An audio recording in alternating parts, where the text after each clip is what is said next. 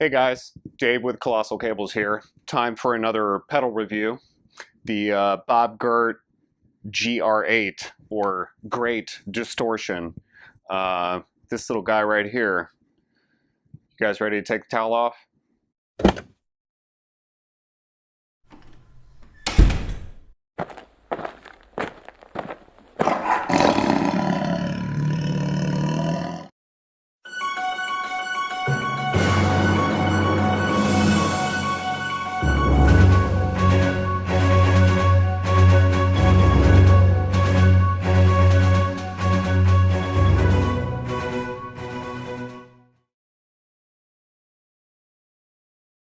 Probably one of the few true actual distortion pedals out there on the market. It's not an overdrive in any way. There's a lot of distortion pedals out there that claim to be a distortion pedal and really is just an overdrive. This is a true distortion pedal, so it's made by a guy named Bob Gert. I don't know if they're in production anymore. I found this used. This is like number 36 out of I'm not really sure how many. I thought I would do this review mainly because I think if you're able to get your hands on one or something similar, they really are a fantastic all-in-one unit. It does everything from a really, really nice clean boost all the way to extremely high gain, very compressed. And it's one of the few pedals out there that I know of that does a really good job of a simple layout, but something a little different. And what's different is, of course, you have your standard gain, tone, and volume, right? But this switch right here, this chicken head knob, switches, it's got about 8 different positions, and each one is a different level of compression, with all the way counterclockwise being no compression at all, and then all the way over here being completely smashed. It's a very, very dynamic pedal. This setting, which is high gain, a little bit of treble, would need to be probably about here or so, or maybe even, past right around 1 o'clock to be the same volume as if I were to take this down to here and that to there. I'd have to go probably about right there to match the volume. So it's a big variance in it's not really the headroom, it's just the output of the pedal itself. It's very natural sounding. I played through a lot of distortion units, a lot of overdrive units, gain units. It has its own character. It definitely has its own thing. I don't think there's anything out there that doesn't, just in the way that an amp, a preamp, has its own character, its own color. This does the same thing. So what I'm going to do is play through the GR8. I'm going into my board. It's all going through Colossal cables, going into the high watt, and in a giant basically plywood box here is 3 boxes in one. It's an isolation box, is another 4x12, just like this one, and it's mic'd. I've got 2 mics in there. I'll put all the details in there in the description and all that stuff as far as what gear exactly I'm using. But it's going to be an Ibanez JS series guitar, pretty standard, nothing too crazy. But it's going through this high watt, and this high watt is it's a very high fidelity amplifier, if you can say that. In the way of guitar amps, it's very hi-fi, and it really is unforgiving when it comes to pedals and your playing, really. This is not an amp for the faint of heart. So, and as you can see, I've got it pushed pretty far. In fact, I'm probably going to be right around 3 o'clock, and everything else you can see. Again, it's Sweet Fats running all the way through. I do have the Bob Gert looped into my pedal board. So this little pedal stand right here has got an 11-foot in and 11-foot out. So there's 22 feet right there, plus my guitar lead is 20 feet, plus another 20 feet back into the board. So you're looking, at a good 60 feet of cable, not including what's in the board. And what you're hearing is that. I do have a buffer, a really nice buffer inside my board. Other than that, that's it. It's all going through Colossal cables, through the Sweet Fats. I just preferred the Sweet Fats for this one. I would have used the Brooklyn because it is a high gain pedal also, but I wanted to really show the character of the pedal through something that's very full spectrum, like silver, like the Sweet Fats. So that's why I'm doing that. And my favorite setting on this, on the Bob Gurt, it's probably right around there. So just, kind of a little less than halfway to midway compression. It really compresses nicely. It's not overly aggressive. There's, even when you're at very high gain, there are dynamics to this.